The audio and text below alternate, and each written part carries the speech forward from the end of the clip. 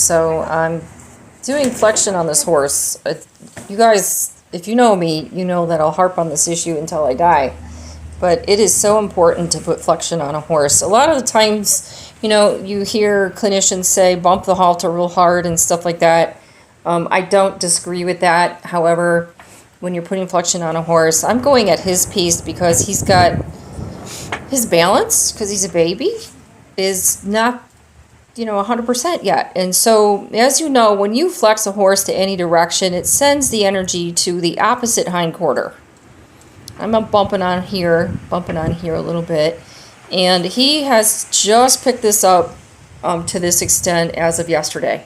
So I'm really excited to keep going with this. And you'll see that sometimes I'll take him and ask him to do a spin around the rope.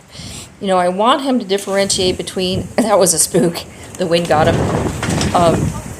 But I want him to differentiate between what is proper flexion, and then when you're on his back, to be able to differentiate between asking to move off and then circle.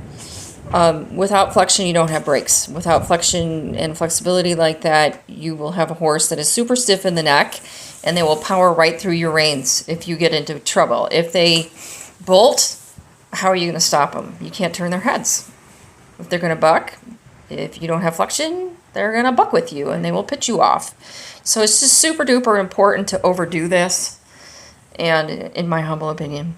And what I normally do too, at least to one side, is that I'll overdo one side. Predominantly people are right-handed, so I do the flexion predominantly to the right. And that way it creates a safe zone for the horse. They actually can understand that you are right there, either standing on the ground or on their backs. And it creates a place where they feel like they can go if they get into trouble or if they're nervous or worried about anything. So if he was a smaller horse and he wasn't so huge, because he's a big baby, he's 17 too, and he's a pretty large Belgian already at 3 years old, that I probably would bump on the halter a little bit more, with a little bit more veracity, to get him into that flexion space. But I'm going to say this until I die. Flex, flex, flex. If you don't have flexion, you don't have brakes. So this is Robbie. This is day 3. Really proud of his progress and what he's made and everything like that. And just watch to the end of this video and how this is going to work out for him as he grows stronger and bigger.